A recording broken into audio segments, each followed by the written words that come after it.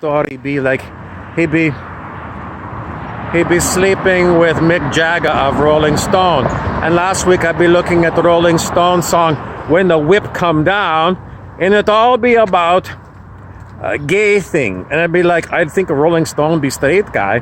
And why they keep writing about, his other song be, I'm just not waiting on a lady, I'd be waiting on a friend, the song Waiting on a Friend. It'd all be about bromance. So, and why is it in Japan that they say young people no longer get married, they no longer have sex? It's so screwed up. I'm running out of space on my machine for doing recording. In the end, I can continue. Because even though I diagnosed problem with the gay thing about, it's about the men and women no longer get along. It's because, I don't know. It'd be so screwed up. We need to jump to, I was going to say like 5D, the fifth dimension, Age of Aquarius. But I don't see it happening. I just see, I don't know, Cheech and Chong be like, smoke a joint and mellow out, Ludwig. So that's what I'm going to do. I don't have no joint. All I got to do here is post my letter and my end note for you. What's my age again? I got gray beard. I be German guy, and it's never going to figure it out. So we're going to go. I don't smoke weed, so even this is not going to help me. So you can't use drug, to make you happy time. How are we going to fix this? I leave it up to you. It's the old song by Alvin Lee. It's that's what he say, Alvin Lee, and 10 years after. I don't know what to do, so I leave it up to you. Thank you, Alvin Lee. Thank you for watching. Please be sure to subscribe. Tell your friends. You can come to Infinite Bob 99 and listen to our crazy characters. We also be on Instagram at Burrows Bobby.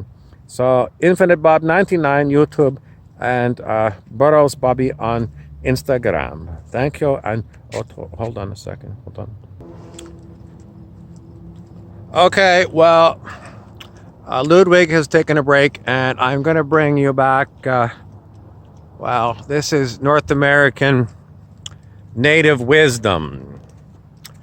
And it's always comes back to think about your actions today in light of how they're going to affect the next 7 generations of people. Well, think about your actions. Well, it's very difficult when you're an individual. I mean, my actions, what do they do 7 generations down the line? Fuck all. I mean, I feel insignificant on the planet. And I had a message yesterday from the Arcturian Council, the extraterrestrials, on YouTube. And they said, you're supposed to be getting a feeling that you do count and you do matter. And I always want to connect with these Arcturian Council, the way Daniel Scranton does, the channeler, and say, I listen to your videos. I go to them almost every day. And it's like, you're not seeing the same planet that I'm seeing. They keep saying all this huge change in consciousness is going on in the planet.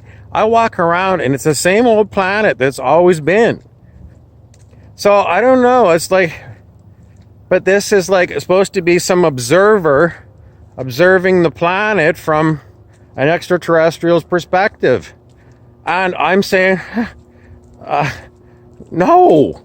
And many times I've read their messages and I'm saying, no, you got it wrong.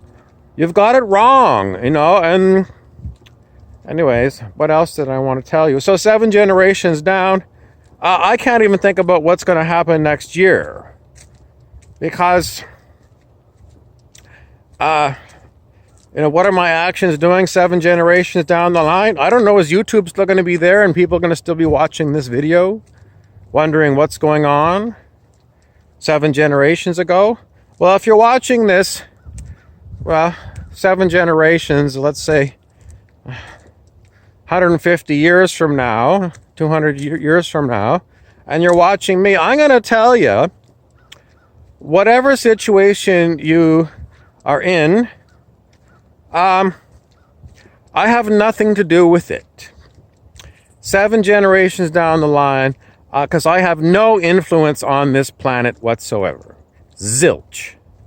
0, 0, 0. So is the advice for like government leaders, corporate leaders?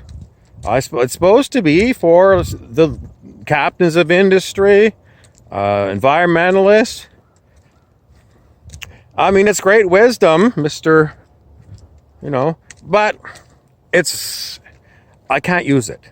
I cannot apply your wisdom because I can't even figure out what the hell I'm supposed to be doing, tomorrow. So, again, I've been going through a list of traditional wisdoms and learning them and looking to see where can I apply it. I can't. I cannot use any wisdom in this planet. No one listens to me.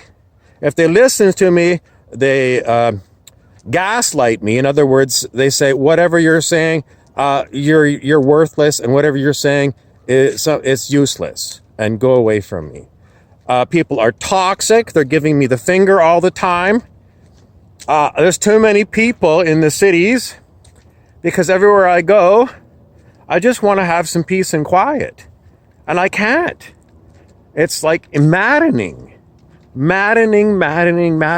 So I know, and then I hear myself and I go, oh my God, all you do is gripe about it.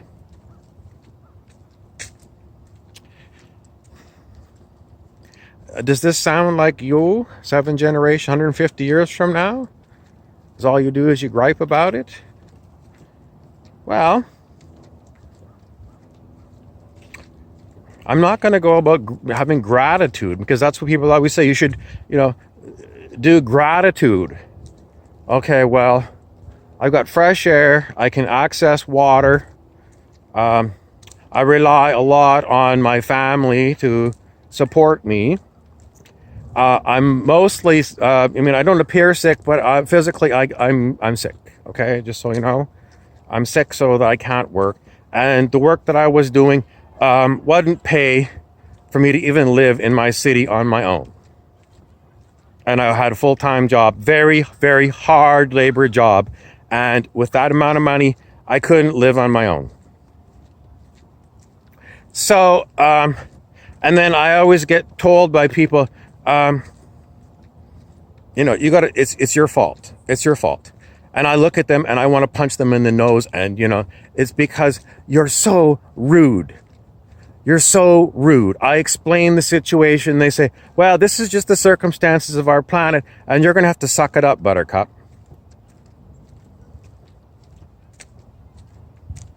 I know, I complain a lot. So if you're watching this 150 years from now, I'm sorry. If you're expecting people to have done better in today's day and age, I don't have the age hat on anymore, it's impossible. It's impossible. The problems are too deeply entrenched. I used to listen to people who said, if you want to change the problems, you have to come at them from a different level of consciousness than in what they were created. Fine, makes sense. So I learned meditation, which is supposed to change your consciousness. All right. And the end result is the problems haven't changed. Have I changed? The point is, all of this traditional wisdom, wherever you get it from, it's not useful. It sounds great in theory, but you can't apply it in your own personal life. So in the end, I'm going to see if there's another thing I can talk about. Okay, I put on this hat, which is the tower hat. It's the CN Tower. And earlier in this video, we did draw the tower card in the tarot.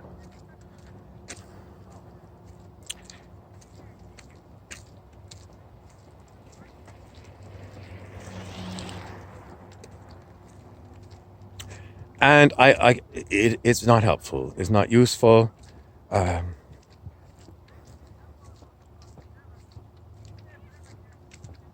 I come back to quiet, internal quietude, you know, and I have to remember Bob Frizzell's lecture that, wherever you are in this 3-second moment that you're in, you're fine. You're fine, you're fine, you're fine, you're fine, you're fine, you're fine, you're fine, you're fine, you're fine, you're fine. You're fine.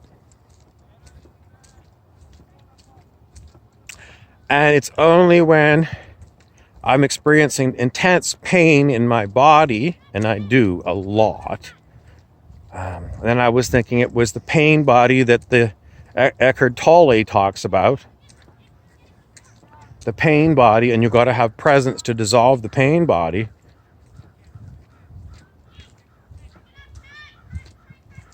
I do feel slightly better now than I did earlier today. I tried a whole pile of different things to try and make myself feel better. And it seems to be me just talking makes me feel better. Now, it's really weird because talk therapy in the olden days was like you'd go with a group of people and talk, or you see a shrink or something, or your friends or your family. I have none of those available to me. Nobody wants to talk to me. And if they do, they're in as rough shape as me, and I can't offer them any advice. So the wonders of wonders is I can talk to this camera and I can vent. Whatever comes up, I vent, and then, I put it up on the YouTube or the Instagram, and I don't care if anybody sees it. Sometimes I gotta I don't care. I don't care. If you're watching it, I don't care. Good for you. If you're enjoying it, great. If it resonates with you, great. But in the end, it's about me. It's because the camera will sit and listen to me as long as I want until I run out of battery or I run out of space on the memory stick. So, it's basically, for me, the camera is my best friend. In the olden days, a bottle of booze was my best friend because I couldn't relate to humans. And basically, I used to sit at the bar and I couldn't relate to humans. And I always used to think my best friend is a bottle of beer, because I can sit here with my bottle of beer and it doesn't judge me.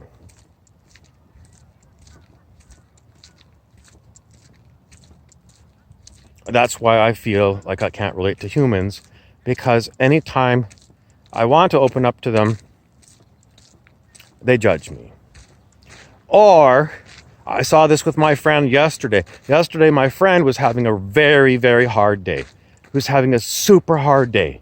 It was like he couldn't escape the pressure of everything. And he said, I don't want to do anything. I just want to be, just let me be. Just let me be. Fine, I'm good at that. Let him be. And then 2 other people saw him and came over. And then they got right in his face. They got right in his face. And I was watching them, and they were infantilizing him. It's like treating him like he was a child instead of a senior citizen. And I said to the one lady, I said, this is our table. This fellow, my friend, needs some space. You are invading his space. It's time for you to get out of here. She looked at me and she turned back to my friend and she got in his face again. And I could see the tension in his face. Because I know I've been sitting with him. I know what it's like. And I looked at this woman and I got really angry and I barked at her. And I said, well, I basically told her to go and. Now, this is what happens with humans. This is why I can't relate with them, because they've got huge problems with lack of empathy. You see somebody that's having a hard day, she comes over there. He didn't want a hug. He didn't want nothing to do with this woman. And she forced herself on it. Forced himself. Forced herself. Forced himself. It's like force, force, force, force, force. Force, force, force. So in the end, I took my friend home. I said, come on, we have to leave this place. We have to leave this place. And he wanted to go to a quiet pub. So I took him outside the quiet pub, and just as I dropped him off, what happens? He opens the door, and the same idiot guy that we saw earlier at the earlier pub had migrated, and he just ended up being right outside the door of my car. Getting right into the face of my friend who was just had it with people. And it's, it goes on and on and on.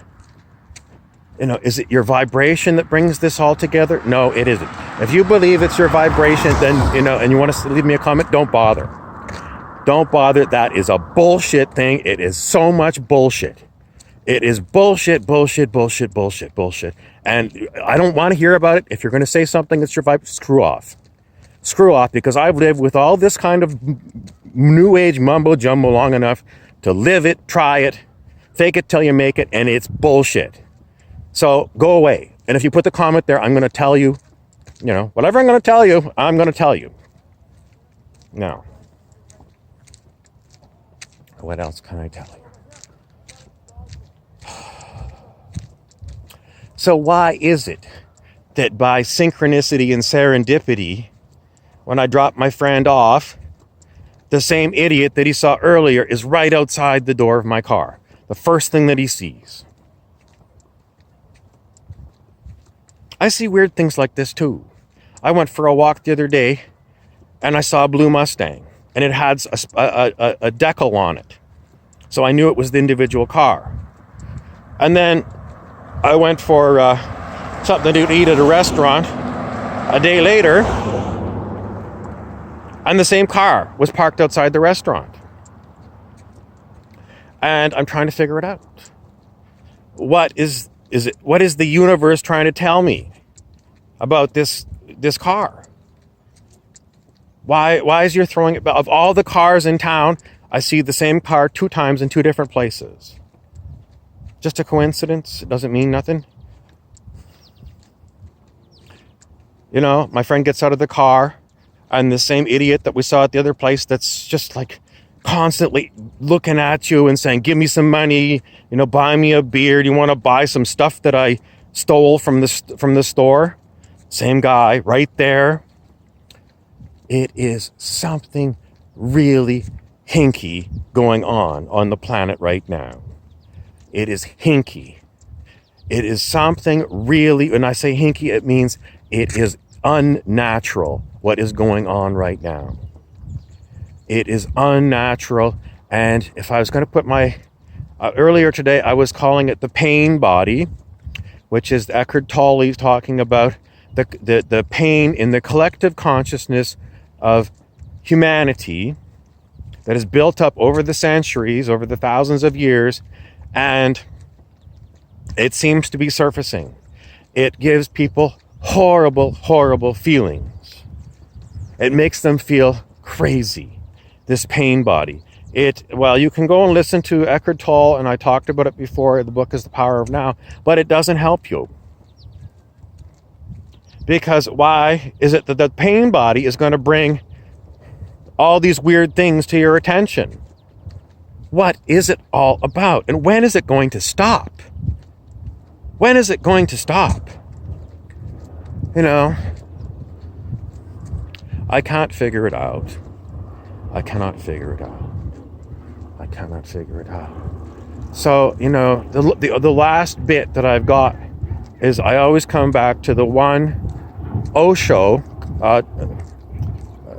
Zen tarot card, which is moment to moment. And that's the only saving grace that I've got in the world that's gone crazy, a world that doesn't care about individual humans, but profits before people. 1% of the people, not even 8 people on the planet own the whole fucking planet. Nobody knows what to do about it. So the only thing that I do is just be moment to moment. I got to be here now. I can't change anything, etc., etc. Hi, it's Panda. I've been listening to, all of the things going on today. And, I want to remind you, it can't be fixed. There was a movie that was made many years ago called Baraka. You can watch Baraka, and it's all about how everything on planet Earth is automatic. It's autopilot. And all the stuff that people point their fingers out, like factory farms and chopping down of trees, old growth forests, abuse of labor in third world countries to make t-shirts for people in first world countries. It's all talked about in Baraka. And it's, the movie is kind of beautiful. It's like it puts you can't explain it. You just got to see that movie, and it's all automatic. It's unbelievable. It's unbelievable. So, to wrap it up, I don't know. We didn't come to any conclusions. We talked and talked and talked and talked. It was like, here comes my Bill Clinton voice. When I was in the White House, everyone remembers me for, one blowjob in the Oval Office. That's all they remember me about. Everything else I did, no one cares. No one cares. It's just like, life of a politician. Okay, so in the end, to wrap up, let's see. Well, we were talking about alter egos and trying to figure out why I was feeling sick. And most of the pain that I was feeling before when I was beginning the video has dissipated. So it just seems like talk therapy, even if you're talking to your smartphone, walking around and ignoring everyone else, still works. So if you are feeling like there's no one that wants to listen to you and you can't afford a high-priced psychiatrist, don't bother. They're just going to prescribe you pills that are just useless. They'll make you sick. Get out your smartphone, turn on the record, and look at the camera, or don't look at the camera, and just start talking and go for a walk. Or go in your basement apartment and just talk to your camera. And that'll be your therapy, because at least you're getting it out. You're getting it out of your system. So whatever was bottled up that wanted to speak gets a chance to speak. That's all I got for you today. Thank you for watching. I'm Bob Frizzell for The Reality Game. I might check in later because the plan is for us to go to Critiquing Karaoke, another episode, which is also attached to, just like I had yesterday, the Idiots Parade, the constant stream of idiot humans. I am out of battery. I'm out of time. Thank you for watching.